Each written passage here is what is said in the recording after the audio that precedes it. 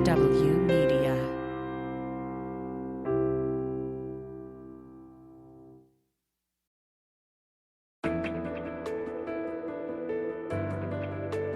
Spy Talk, a podcast at the intersection of intelligence, foreign policy, national security, and military operations with Jeff Stein and Jeanne Meserve. Hello there, I'm Jeff Stein. And I'm Jeanne Meserve. Welcome to another episode of Spy Talk. Well, Jeanne, it's our first Thanksgiving week, so I thought we should gobble up, something light and lively for the holiday season. And that's a very fun interview I have with Jeanne Meserve, the CIA's former chief of costumes, or more properly, disguises used by agency spies to move around undetected in hostile territory. But you, Jeanne, have kind of a nervy story of your own this week. Tell us about it. It is a mystery that's still unsolved after 20 years. It involves the deployment of a Department of Energy nuclear emergency search team, DOE's equivalent of Delta Force or SEAL Team 6. This team was actually sent and deployed in the fall of 2001 to New York City, to Manhattan, to search for the possibility that Al-Qaeda had a stolen nuclear device in Manhattan. And this plot, the U.S. government didn't tell the New York City government at the time. No one ever told Rudy Giuliani, the mayor at the time, that there was this plot, that there was this secret team searching for a nuclear device in New York City. This didn't come out for a couple of years. Did they ever find one? Well, so we don't think so. That was historian and journalist Garrett Graff, who says even now officials are so tight-lipped about the incident that his new piece of work, Dragonfire, is what he calls speculative nonfiction. That's coming up a bit later. Meantime, I'm guessing that most Spy Talk listeners remember Argo, the thrilling 2012 movie about the real-life CIA extradition of a half dozen U.S. diplomats from revolutionary Iran. That was back in January 1980. Now, here's a clip of the Secretary of State skeptically questioning the CIA's Tony Mendez, played by Ben Affleck, about his plan to move the diplomats from their hiding place in Tehran to the airport by disguising them as a movie crew who've been casing the city for a science fiction flick. A very bizarre science fiction flick, Vance says. Aliens and robots? Yes, sir. You're telling me that there is a movie company in Hollywood right now that is funded by the CIA? Yes, sir. What's wrong with the bikes again? We tried to get the message upstairs, sir. You think this is more plausible than teachers? Yes, we do. One, there are no more foreign teachers in Iran. And we think everybody knows Hollywood people. And everybody knows they'd shoot in Stalingrad with Pol Pot directing if it would sell tickets. There are only bad options. It's about finding the best one. You don't have a better bad idea than this? This is the best bad idea we have, sir. By far. Well, as we all know, the best bad idea worked. And lo and behold, Tony went on to marry another equally imaginative CIA officer who was specializing in the covert arts, in particular disguises. In fact, when she retired, she was the chief of that magic section, and she's here with us today. Jeanne Meserve, welcome to Spy Talk. You are a legend. Of course. And I want to hear one of your legendary stories once again, because it's so great. So you went into an Oval Office meeting with President H.W. Bush. Tell us about it. George H.W. Bush. And this was really at the very approaching the end of my career. And it was kind of a wonderful exclamation point for me, because we had spent maybe 10 years developing, prototyping, testing a new disguise scenario and a new disguise product. And that was an animated mask. We had made masks for years prior. They were called SAMs, SAMs. They were semi-animated masks. Those masks would cover your face just about to above your jawline and they always came with a beard, which, as you can understand, was a bit of a problem for some of our females. On the other hand, there weren't that many females doing the work, in the field where these masks were being worn. But we knew we couldn't stop there. It wasn't sufficient. That mask didn't animate, it didn't move. Your eyelids blinked and your mouth was your mouth, but the rest of it was a rigid mask. Sounds like a school play level technology. You saw the mask that Kanye West was photographed wearing recently.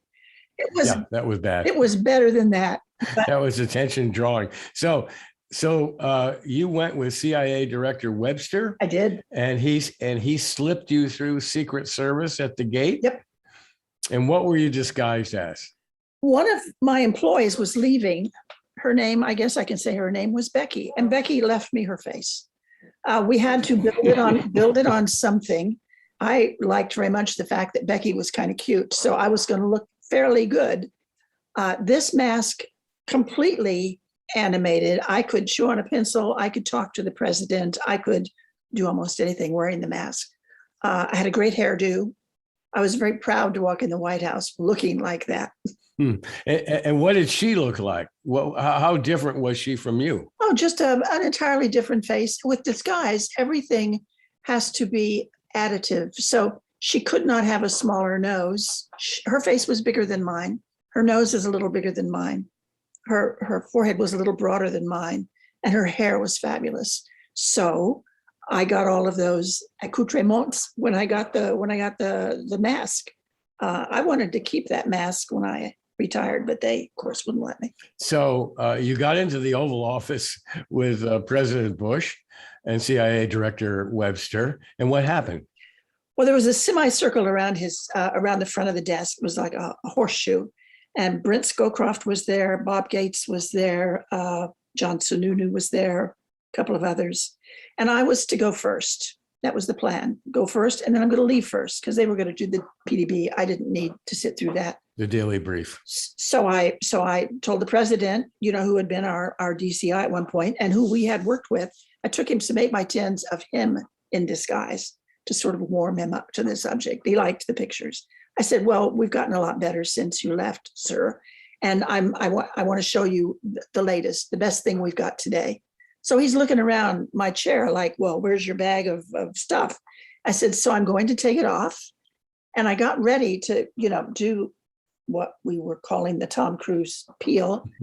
And he stopped me and he said, no, hold on.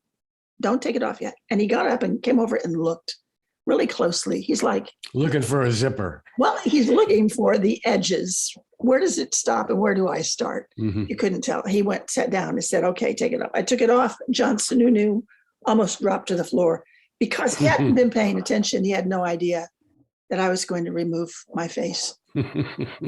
Great story.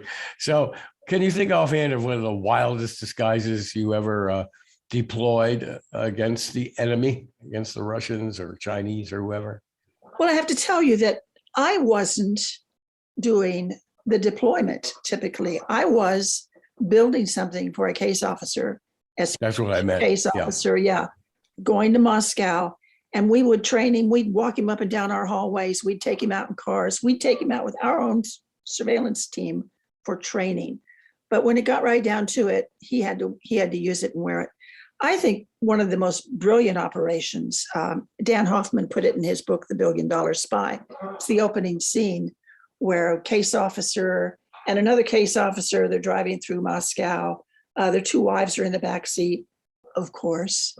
One of them has a birthday cake in her lap. And they need to get the passenger out the door. That's the whole point.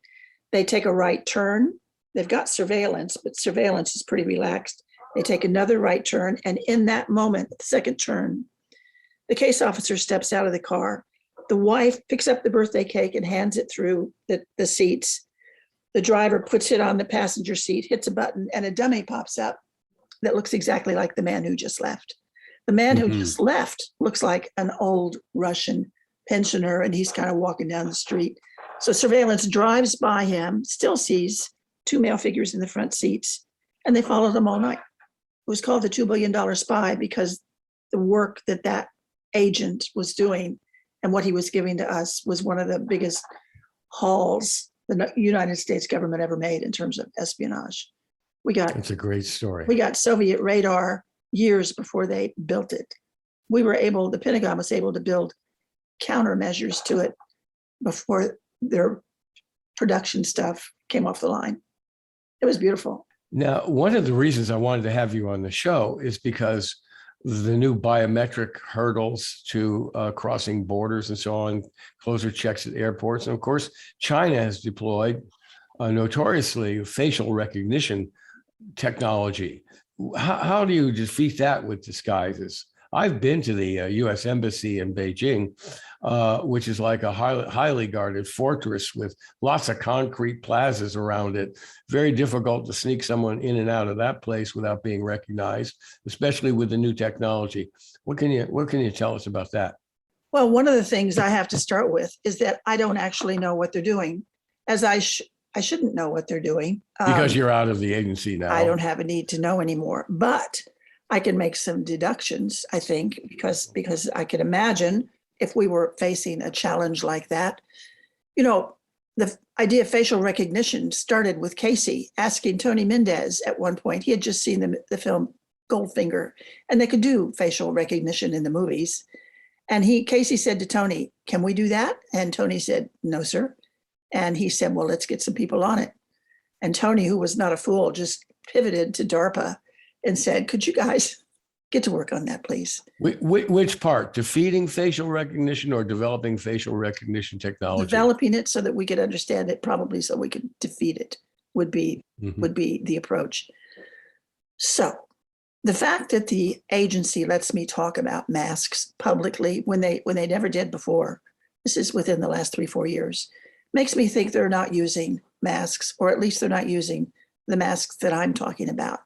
Not using the materials, not using that technology, but they're clearly having to use something. You redesign your operations based on what's the challenge that you're facing. When we were working in Moscow, the challenge was 50,000 KGB officers following us every minute. What we did about that was we started switching people around. So they thought they were following us. They were following someone who looked exactly like us. We were over there putting down a drop, picking up a drop, putting up a signal. So you change your operational MO based on what the threat you're facing. Those cameras are they're gonna make it really hard. It means you can't use Connect-along wigs anymore. If you're using a wig, you've got to use a real hair wig, and they're expensive. It means you're not going to be using probably prostheses, add-ons, because they're going to show up depending on the light that's emanating from those cameras.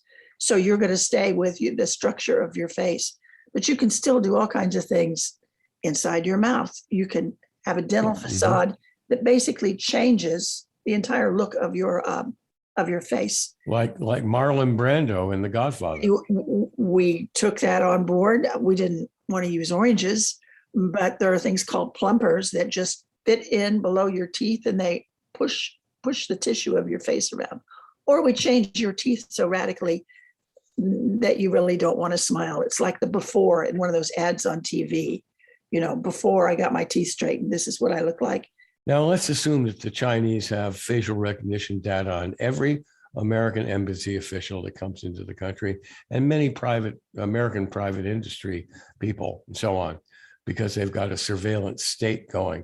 So if someone emanated from the embassy, an American case officer or a CIA officer trying to accomplish a mission in a disguise that the Chinese did not have, that would alert them also. So disguises are really a problematic challenge now for CIA. Another approach to that, though, might be that the case officer is not emanating from the embassy.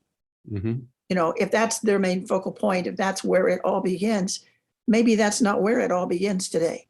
I mean, you have to keep rearranging the circumstances on the ground until you arrive at something where you can make it work.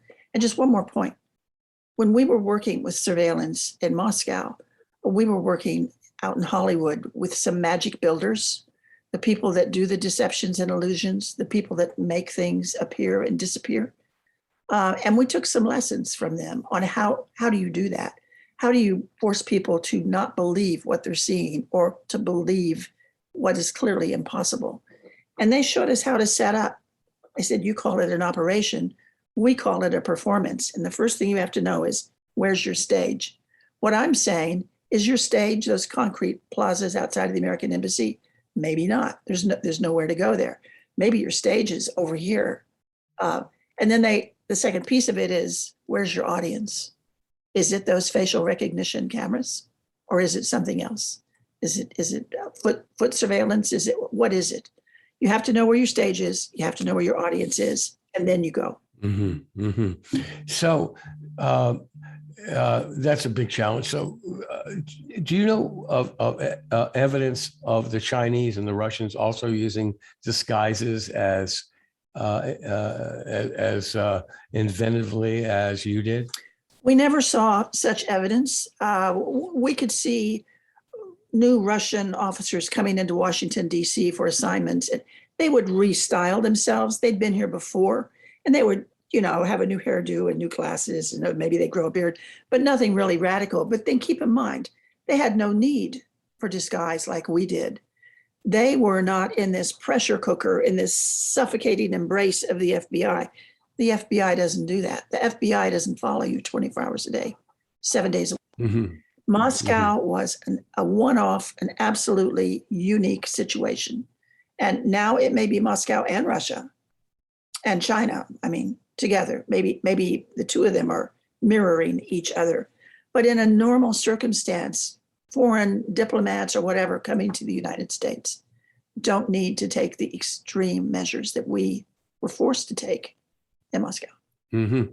But if Russia were sending, and they certainly are, if Russia was sending agents into China, they would need disguises. And vice versa, Chinese would need disguises in Russia. We can't assume we're the only ones that do this. Now that China has stepped up and probably has parity with Russia, be interesting to see who's more advanced. You're probably right. They treat each other like we treated Moscow. And maybe they will be doing exactly what you're talking about. But in my career, in the time I was at the agency, no other foreign intelligence service that we knew of, that we had evidence of, used disguise the way we did. No, I assume that during your time that we shared disguise technology with our closest allies, the Brits, to start with. Did they like the idea? Or is this just an American thing? The Brits, Hollywood and all that. Yeah, the Brits were always, they were always a special category of liaison. It was a special account. And we did share a lot of things with them. I know in OTS, I started as a photo operations officer. I was all about cameras the first half of my career. And we had those cameras in Mont Blanc pens. We had cameras in Bic lighters. We had little tiny cameras in all kinds of things.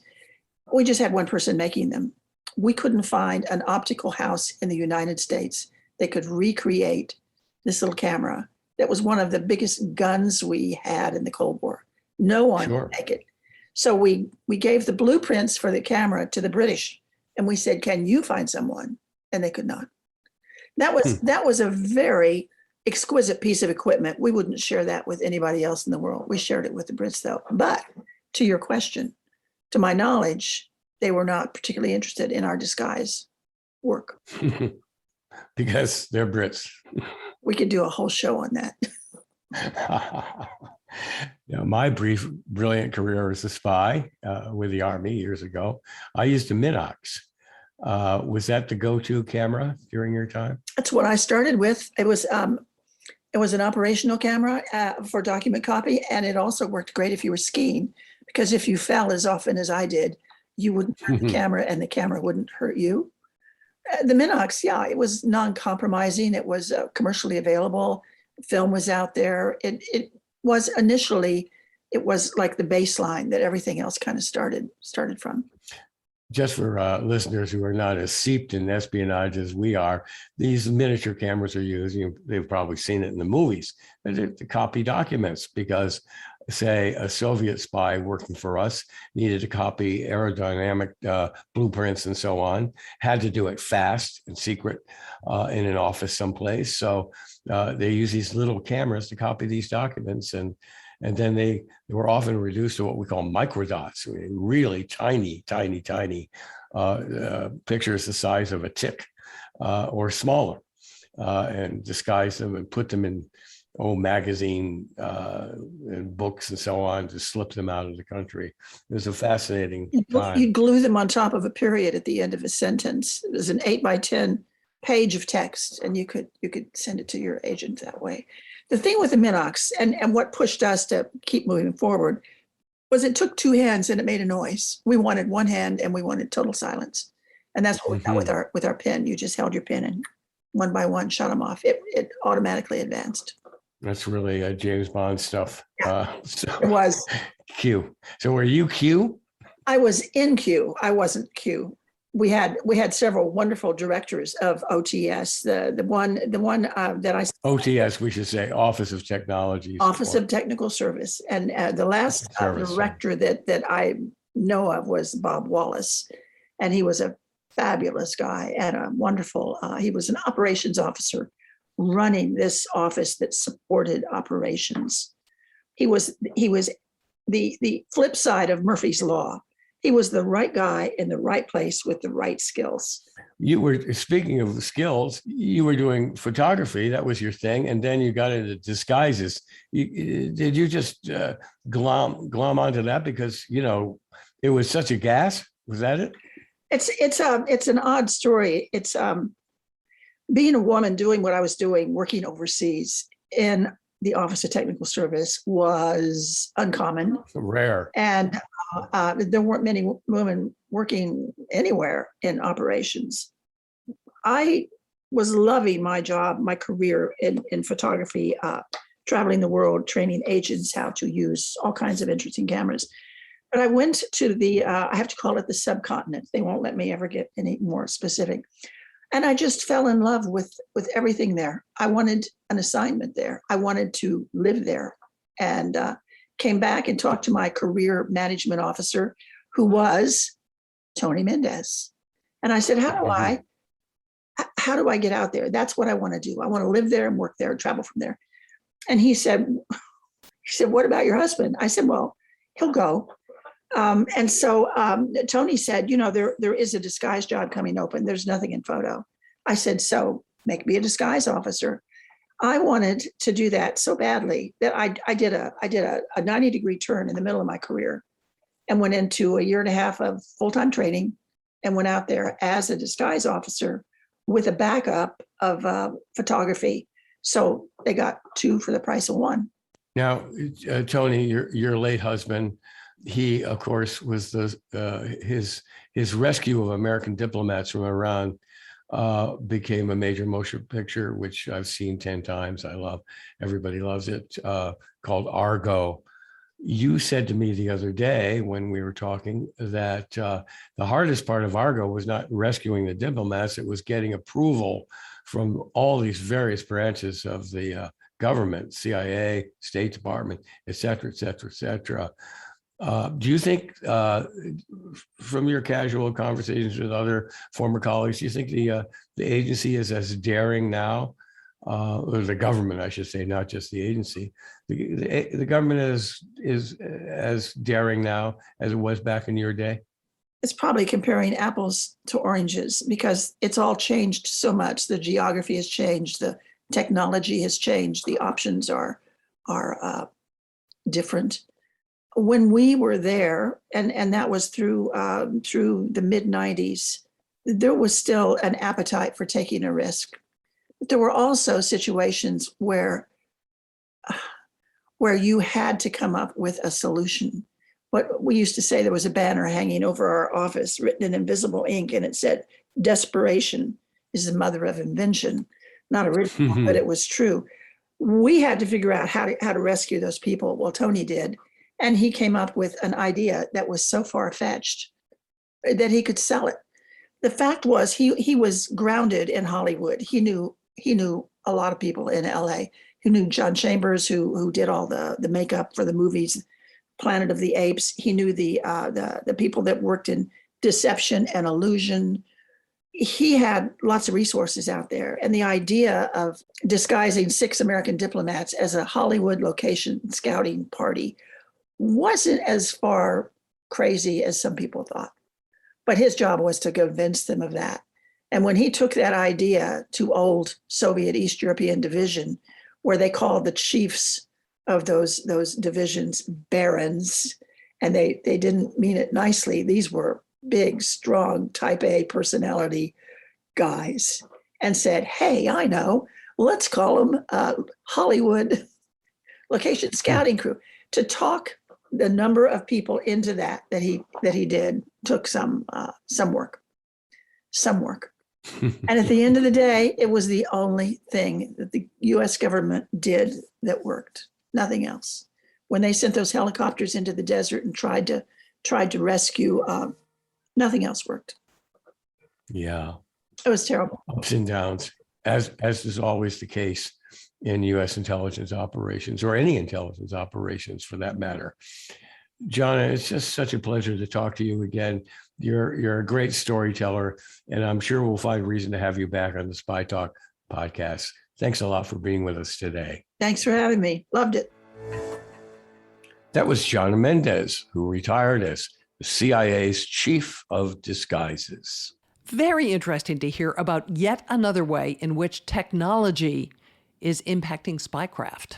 Boy, we're really hammering that beat. We've covered about every angle on spycraft for the last several months since we've been doing this. And I suspect, given the new biometric hurdles and all that stuff, that we'll be back to the story again. I know we will. And a reminder, you can subscribe to Spy Talk on Substack. Please do so. Follow us on Twitter. And coming up, a mystery involving a nuclear scare. Stay with us.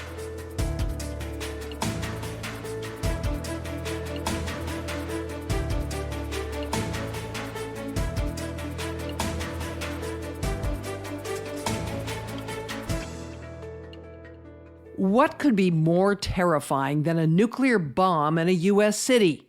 In the aftermath of the September 11th attacks, there was intelligence saying that was exactly what we were facing. The incident has been very lightly reported, and when historian and journalist Garrett Graff tried to learn more, he was rebuffed. So he used his deep knowledge of counterterrorism and national security to write a novella called Dragonfire, 4 Days That Almost Changed America, about how events might have unfolded in October of 2001. The core of this story is true, and it was an Afghan source of the CIA's that was codenamed Dragonfire, and who reported that Al-Qaeda had successfully smuggled a stolen nuclear device into New York City. And this was the worst case scenario for U.S. officials in the wake of 9/11. This is what people had been worried about, that a terror group would possess a nuclear weapon, that it would exist already inside a U.S. city. And so the U.S. government actually spun up one of its most secret teams in the U.S. government, it's a Department of Energy team known as NEST, the Nuclear Emergency Search Team. And these are the highly trained, SEAL Team 6 Delta Force operators of the Energy Department.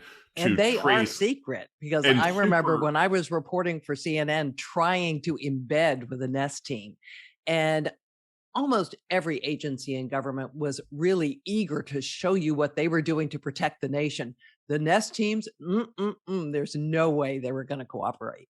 Exactly. And so these are the people that we send in to, do what their name says, search for nuclear devices in the midst of a terror plot or something like that.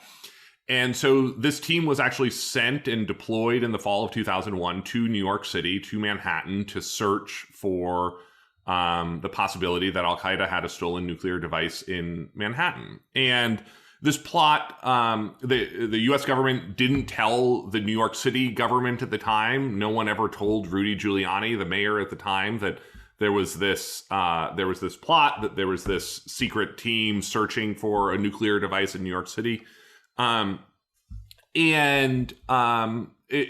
didn't come out for a couple of years, and did they ever find one?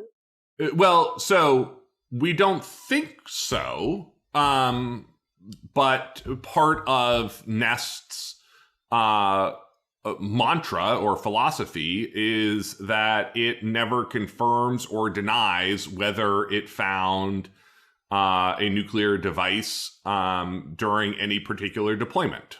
So you're a seasoned reporter. You dug into national security in a very serious way. Was it difficult for even you to get information about what happened back then? Well, and so this was sort of the genesis of this project. It was always held up as this plot that, like, no one took seriously. It didn't amount to anything. We knew from day one there wasn't a real nuclear device there. I've always been curious about it. I wrote about it in a book I did on the FBI 12 years ago, at this sort of couple paragraph length that this information had existed until then. And then a couple of years ago set out to say, hey, like 15 years have passed since this happened. Like, let me see if I can dig up some more information on it. And let me see, if I can get some people to talk about it. And in exactly the way you were just saying, I got a really weird response. Nest is completely impenetrable as an organization. They don't talk about their work. They don't like to highlight their own existence. And then when I started to talk to other intelligence officers and FBI officials and White House officials about that incident, I kept getting sort of weird stonewalls and people refusing to talk about it. And, from covering these topics, like you sort of reach a point where, like you just sort of something feels off in the answers that you're getting back from people. And I couldn't get to the bottom of this. I couldn't figure out what actually happened. And so set out to write this story of what might have happened during that plot. So why do you think they don't want to talk about decades later? So I legitimately don't know. And that was part of what was so puzzling to me, was this plot that the U.S. government has told us for years was amounted to nothing and was a obvious false alarm. But at the same time, it's one of the only known times since 9/11 that the U.S. has deployed this Nest team to search in a U.S. city to respond to what might be an unfolding plot. And so it made me wonder: is there more to this plot? Is there more to this incident than we've been told? Or was it an embarrassment? Did it turn out that the intelligence was bad and it was all a goose chase? Yes, although, that was what most things were in the wake of 9/11. I mean, sort of a big part of that fall was this sort of switch in the U.S. government's mentality to treating everything as if it might be real. Vice President Cheney nicknamed this the 1% doctrine. The idea that if there's a 1% chance that something is true, then the U.S. government needs to treat it as if it's likely. One of the other things that has always attracted me to this particular incident, this Dragonfire plot in the fall of 2001, is also my understanding from talking to people in the U.S. government over the years that this was part of what really helped drive forward the U.S. government and the Bush administration's push against Iraq.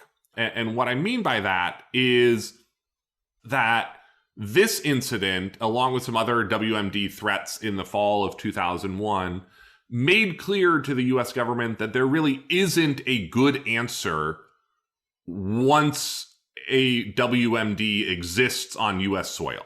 That we don't actually have very good options for trying to find a improvised nuclear device once it gets to U.S. soil. And so we need to take seriously stopping terrorists from getting WMDs in the first place. And that was a big part of why the Bush administration went after Iraq and Saddam Hussein. So let's talk about the Nest team's capabilities. Yes. Then and now, actually. So if they had indeed been able to find this weapon, which was reportedly, a 10 kiloton, potentially former Soviet weapon. Yeah. If they had found it, would they have been able to disarm it? In theory, yes. They do have the ability for what are called sort of render safe teams, who specialize in understanding how other countries or improvised nuclear devices work and sort of what you would need to do to disable them, disarm them, render them safe.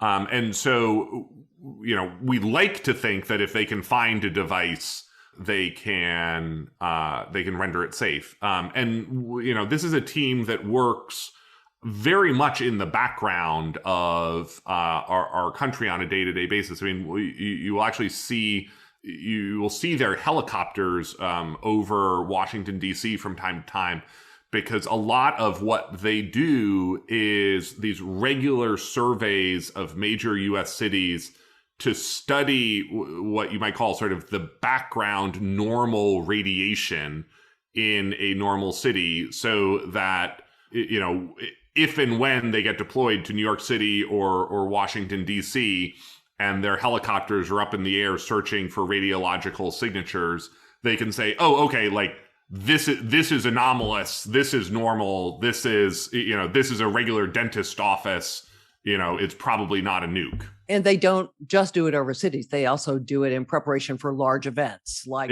Super Bowl and things like that. Yeah. So in case there's any incident, they'll be able to figure out if it's unusual or it isn't. Another thing you mention in Dragonfire is the possibility of containment. And I was surprised that we would have the capability to contain the blast from an actual nuclear weapon.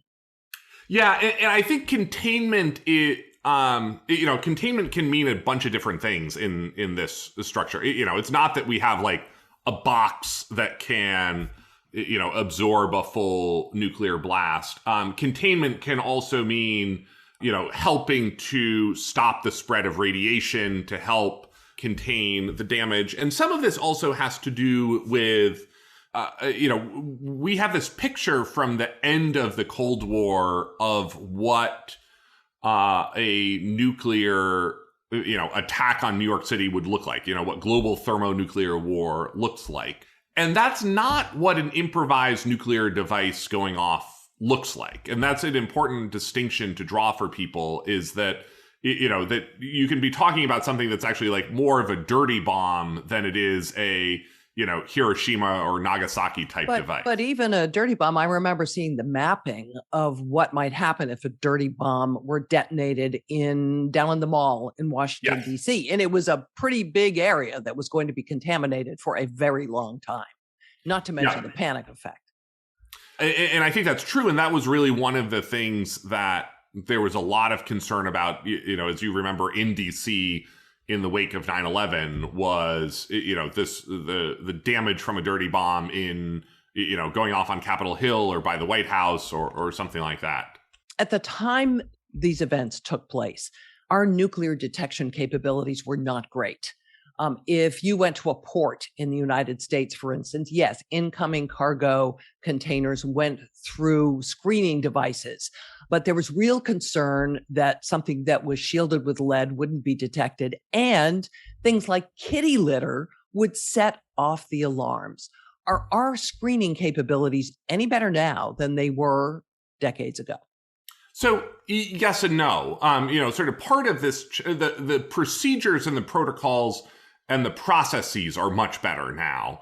You still have a lot of these same false alarms, just because that is what, one of the things that people really struggled with after 9/11 were clay tiles. Clay tiles sort of have a bunch of background radiation that they put out. And at first glance, the signature of a shipping container carrying clay tiles on a cargo ship looks pretty similar. And that's always, to a certain extent, going to be the case. The challenge is, what do you do when those alarms go off? And right now we have in theory, at least, a much better set of procedures to handle that now. And better detection too. Exactly. Yeah. Okay. When the Soviet Union came apart, the United States worked pretty extensively with Russia and with the former Soviet republics to try and secure nuclear weapons, to make sure they didn't fall into the wrong hands. What's the status of those efforts now, particularly in light of the increasing tensions with Russia?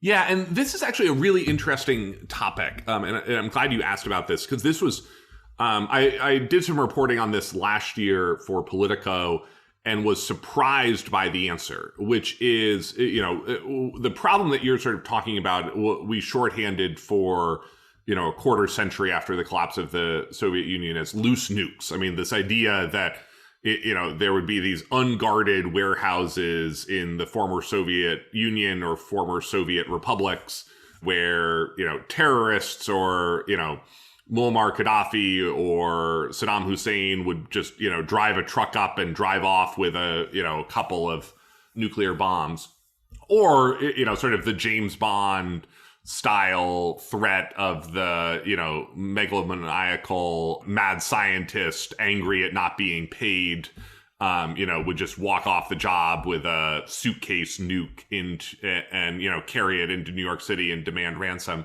And, as far as we know, that threat never actually really materialized. And the U.S. government put enormous effort into securing those weapons, helping other countries secure them.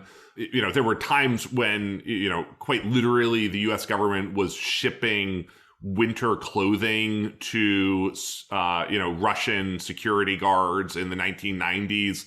So, and, helping to repair barbed wire fences. I mean, super basic stuff. And now when you talk to experts in this field, people don't really worry about loose nukes anymore in the way that they did, in the 90s or, in the decade after 9/11. What they worry about is actually the highly controlled nuclear weapons that in fact, the biggest threat that, when you talk to nuclear security people today is basically just countries that have nuclear weapons, and that we sort of still have poor procedures for deconflicting amid moments of tension that Iran's, nuclear program is advancing. North Korea doesn't have great security protocols around its nuclear weapons. They worry about China is growing its arsenal. Right. That China's growing its arsenal, and, the chance that some of, that you might have global flashpoints sort of tip over into nuclear exchanges. Particularly, for instance, along, the Indian-Pakistan border, that's that is still an area, a region of the world that, most people say it's rather remarkable that we actually haven't had a nuclear exchange along that border yet. Well, just because those tensions have increased potentially, or the dangers increased, why would you be less worried about loose nukes? There's still a possibility. Just because the programs in the 1990s worked.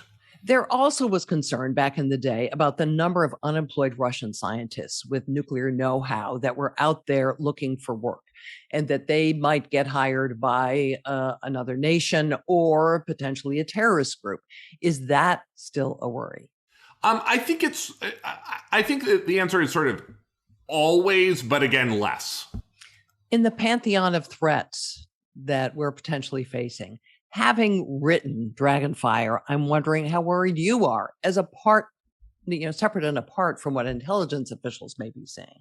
How big a threat do you think a nuclear bomb or a dirty bomb might be?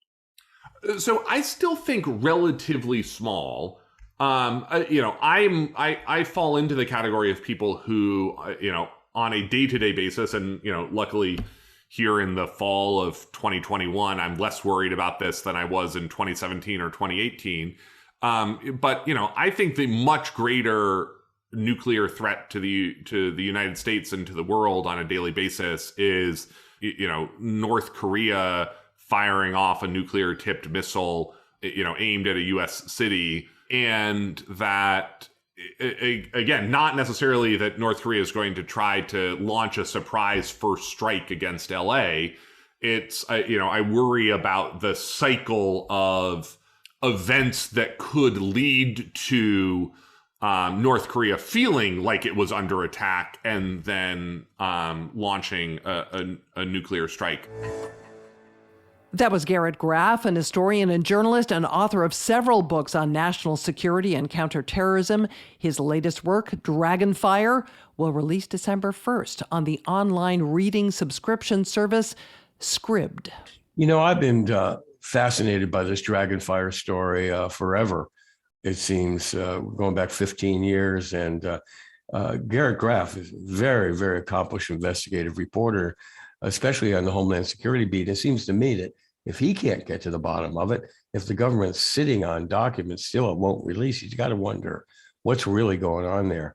And I also really wonder about the intelligence that incited this fear of a nuclear bomb in the U.S. There's really a lot of debate over whether Al-Qaeda really had the ability to get a bomb, but that's a dispute that goes back for years. We don't need to revisit it here, but thanks for doing that, Jeanne. And Garrett for coming on the show, because it was a fascinating interview. I thought so too. Mm-hmm. A reminder, subscribe to Spy Talk on Substack, follow us on Twitter, and tune in again for another episode of Spy Talk. I'm Jeanne Meserve. And I'm Jeff Stein. Thanks for joining us yet again. Hope you have a really great Thanksgiving holiday. For more original reporting and insights like this, subscribe to spytalk.co on Substack and follow us on Twitter at @talk_spy. If you enjoyed our podcast, subscribe and leave a review on Apple Podcasts, Spotify, or wherever you get your podcasts.